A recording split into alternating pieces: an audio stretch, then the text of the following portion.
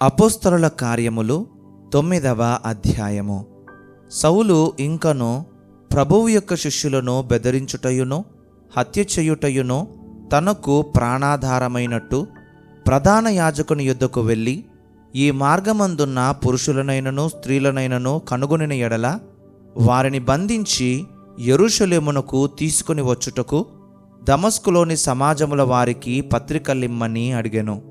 అతడు ప్రయాణము చేయుచు దమస్కు దగ్గరకు వచ్చినప్పుడు అకస్మాత్తుగా ఆకాశము నుండి ఒక వెలుగు అతని చుట్టూ ప్రకాశించెను.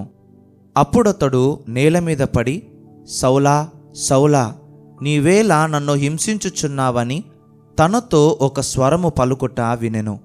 ప్రభువా, నీవెవడవని అతడడుగగా ఆయన, నేను నీవు హింసించుచున్న యేసును. లేచి పట్టణములోనికి వెళ్ళుము. అక్కడ నీవు ఏమి చేయవలెనో అది నీకు తెలుపబడునని చెప్పెను. అతనితో ప్రయాణము చేసిన మనుష్యులు ఆ స్వరము వినిరిగాని ఎవనిని చూడక మౌనులై నిలువబడిరి. సౌలు నేల మీద నుండి లేచి కన్నులు తెరచినను ఏమీయూ చూడలేకపోయెను గనుక వారతని చెయ్యి పట్టుకొని దమస్కులోనికి నడిపించిరి. అతడు 3 దినములు చూపులేక అన్నపానములేమియూ పుచ్చుకొనకుండెను. దమస్కులో అననీయ అను ఒక శిష్యుడుండెను. ప్రభువు దర్శనమందు అననీయ అని అతనిని పిలువగా అతడు, ప్రభువా, ఇదిగో నేనున్నానెను. అందుకు ప్రభువు, నీవు లేచి తిన్ననిదనబడిన వీధికి వెళ్ళి యూదా అనువాని ఇంట తార్సువాడైన సౌలు అనువాని కొరకు విచారించుము. ఇదిగో అతడు ప్రార్థన చేయుచున్నాడు. అతడు అననీయ అనోనొక మనుష్యుడు లోపలికి వచ్చి తాను దృష్టి పొందునట్లు తల మీద చేతులుంచుట చూచియున్నాడని చెప్పెను. అందుకు అననీయ, ప్రభువా, ఈ మనుష్యుడు యెరూషలేములో నీ పరిశుద్ధులకు ఎంతో కీడు చేసియున్నాడని అతని గూర్చి అనేకుల వలన వింటిని. ఇక్కడనో నీ నామమును బట్టి ప్రార్థన చేయు వారినందరినీ బంధించుటకు అతడు ప్రధాన యాజకుల వలన అధికారము పొందియున్నాడని ఉత్తరమిచ్చెను. అందుకు ప్రభువు, నీవు వెళ్ళుము. అన్యజనుల ఎదుటనో రాజుల ఎదుటనో ఇశ్రాయేలీయుల ఎదుటనో నా నామము భరించుటకు ఇతడు నేను ఏర్పరచుకొనిన సాధనమయ్యున్నాడు. ఇతడు నా నామము కొరకు ఎన్ని శ్రమలను అనుభవింపవలెనో నేను ఇతనికి చూపుదునని అతనితో చెప్పెను. అననీయ వెళ్ళి ఆ ఇంట ప్రవేశించి అతని మీద చేతులుంచి, సౌలా, సహోదరుడా, నీవు వచ్చిన మార్గములో నీకు కనబడిన ప్రభువైన యేసు నీవు దృష్టి పొంది పరిశుద్ధాత్మతో నింపబడినట్లు నన్ను పంపియున్నాడని చెప్పెను. అప్పుడే అతని కన్నుల నుండి పొరల వంటివి రాలగా దృష్టి కలిగి లేచి బాప్తిస్మము పొందెను. తరువాత ఆహారము పుచ్చుకొని బలపడెను. పిమ్మట అతడు దమస్కులోనున్న శిష్యులతో కూడా కొన్ని దినములుండెను. వెంటనే సమాజ మందిరములలో యేసే దేవుని కుమారుడని ఆయనను గూర్చి ప్రకటించుచూ వచ్చెను.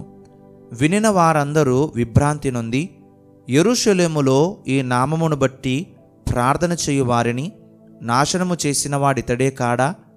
వారిని బంధించి ప్రధాన యాజకుల యొద్దకు కొనిపోవుటకు ఇక్కడికి కూడా వచ్చియున్నాడని చెప్పుకొనిరి.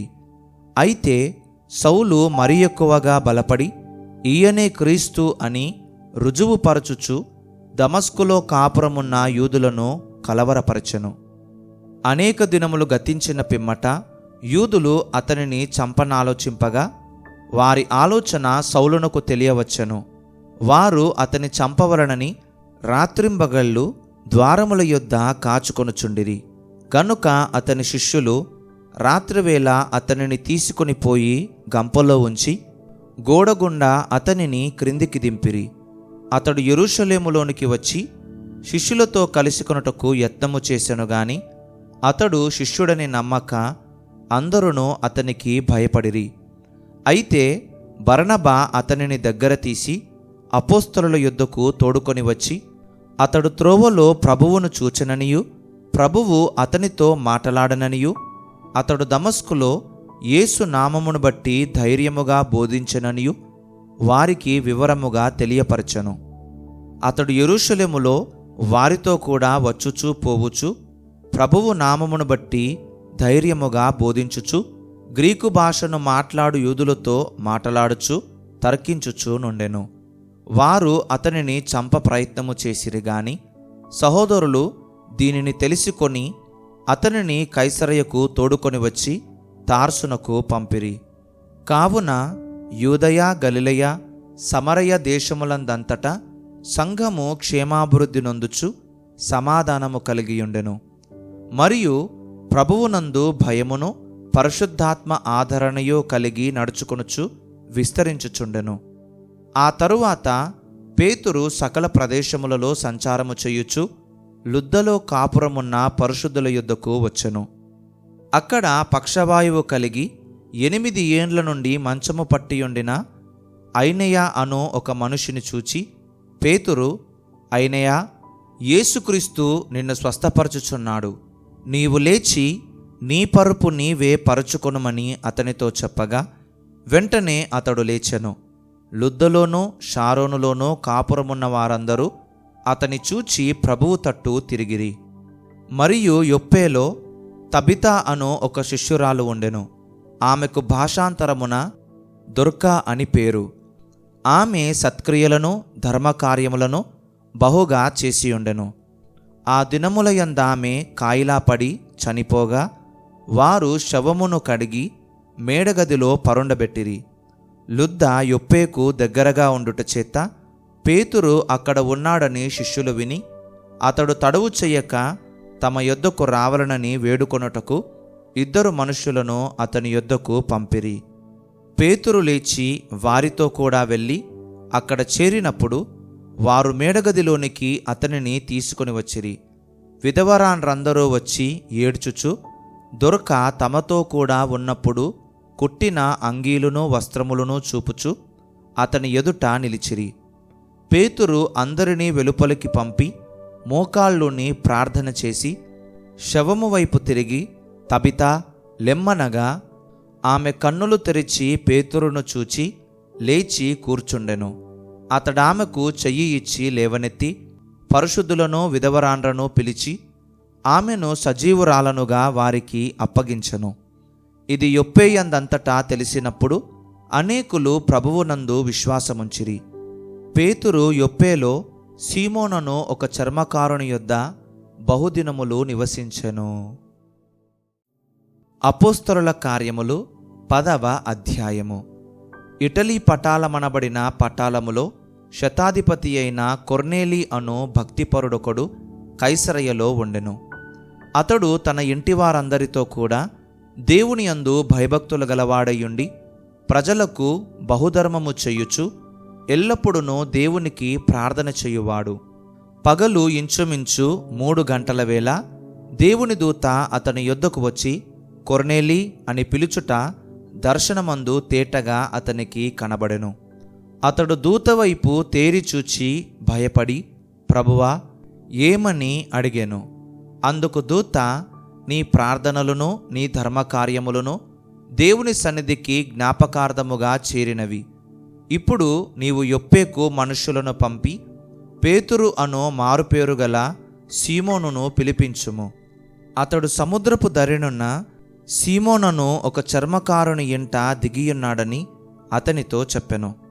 అతనితో మాట్లాడిన దూత వెళ్ళిన పిమ్మట అతడు తన ఇంటి పనివారిలో 2 తన యొద్ద ఎల్లప్పుడూ కనిపెట్టుకొని యుండువారిలో భక్తిపరుడగు ఒక సైనికుని పిలిచి వారికి ఈ సంగతులన్నీ వివరించి వారిని యొప్పేకు పంపెను. మరునాడు వారు ప్రయాణమైపోయి పట్టణమునకు సమీపించినప్పుడు పగలు ఇంచుమించు 12 గంటలకు పేతురు ప్రార్థన చేయుటకు మిద్దె మీదికెక్కెను. అతడు మిక్కిలి ఆకలిగొని భోజనము చేయగోరెను. ఇంటివారు సిద్ధము చేయుచుండగా అతడు పరవశుడై ఆకాశము తెరవబడుటయు 4 చెంగులు పట్టి దింపబడిన పెద్ద దుప్పటి వంటి ఒక విధమైన పాత్ర భూమి మీదికి దిగివచ్చుటయు చూచెను. అందులో భూమియందుండు సకల విధములైన చతుష్పాద జంతువులను, ప్రాకు పురుగులను, ఆకాశ పక్షులను ఉండెను. అప్పుడు పేతురు, నీవు లేచి చంపుకొని తినుమని ఒక శబ్దం అతనికి వినబడెను. అయితే పేతురు, వద్దు ప్రభువా, నిషిద్ధమైనది అపవిత్రమైనది ఏదైనను నేనెన్నడూనూ తినలేదని చెప్పగా, దేవుడు పవిత్రము చేసిన వాటిని నీవు నిషిద్ధమైన వాటినిగా ఎంచవద్దని మరలా రెండవ మారు ఆ శబ్దము అతనికి వినబడెను. ఈలాగు ముమ్మారు జరిగెను. వెంటనే ఆ పాత్ర ఆకాశమునకెత్తబడెను. పేతురు తనకు కలిగిన దర్శనమేమయ్యుండునో అని తనలో తనకు ఎటుతోచకయుండగా, కొర్నేలి పంపిన మనుష్యులు సీమోను ఇల్లు ఏదని విచారించి తెలుసుకొని వాకిట నిలిచి ఇంటివారిని పిలిచి, పేతురు అను మారుపేరు గల సీమోను ఇక్కడ దిగియున్నాడా అని అడిగిరి. పేతురు ఆ దర్శనమును గూర్చి యోచించుచుండగా ఆత్మ, ఇదిగో 3 మనుష్యులు నిన్ను వెదుకుచున్నారు, నీవు లేచి క్రిందికి దిగి సందేహింపక వారితో కూడా వెళ్ళుము, నేను వారిని పంపియున్నానని అతనితో చెప్పెను. పేతురు ఆ మనుషుల యొద్దకు దిగివచ్చి, ఇదిగో మీరు వెదుకువాడను నేనే, మీరు వచ్చిన కారణమేమని అడిగెను. అందుకు వారు, నీతిమంతుడును దేవునికి భయపడువాడును యూదజనులందరి వలన మంచి పేరు పొందినవాడునైన శతాధిపతియగు కొర్నేలియను ఒక మనుష్యుడున్నాడు. అతడు నిన్ను తన ఇంటికి పిలువనంపించి నీవు చెప్పు మాటలు వినవలనని పరిశుద్ధ దూత వలన బోధింపబడినని చెప్పిరి. అప్పుడు అతడు వారిని లోపలికి పిలిచి ఆతిథ్యమిచ్చెను. మరునాడు అతడు లేచి వారితో కూడా బయలుదేరెను. యొప్పేవారైన కొందరు సహోదరులను వారితో కూడా వెళ్ళిరి. మరునాడు వారు కైసరయ్యలో ప్రవేశించిరి. అప్పుడు కొర్నేలి తన బంధువులను ముఖ్య స్నేహితులను పిలిపించి వారి కొరకు కనిపెట్టుకొని ఉండెను. పేతురు లోపలికి రాగా కొర్నేలి అతనిని ఎదుర్కొని అతని పాదముల మీద పడి నమస్కారము చేసెను. అందుకు పేతురు, నీవు లేచి నిలువుము, నేను కూడా నరుడనే అని చెప్పి అతని లేవనెత్తి అతనితో మాటలాడుచు లోపలికి వచ్చి అనేకులు కూడియుండుట చూచెను. అప్పుడతడు అన్యజాతి వానితో సహవాసము చేయుటయేనను అట్టివానిని ముట్టుకొనుటయేనను యూదునికి ధర్మము కాదని మీకు తెలియను. అయితే ఏ మనుష్యుడును నిషేధింపదగిన వాడని అయినను అపవిత్రుడని అయినను చెప్పకూడదని దేవుడు నాకు చూపించియున్నాడు. కాబట్టి నన్ను పిలిచినప్పుడు అడ్డమేమియో చెప్పక వచ్చి తిని గనుక ఎందు నిమిత్తమో నన్ను పిలువనంపితిరో దానిని గూర్చి అడుగుచున్నానని వారితో చెప్పెను.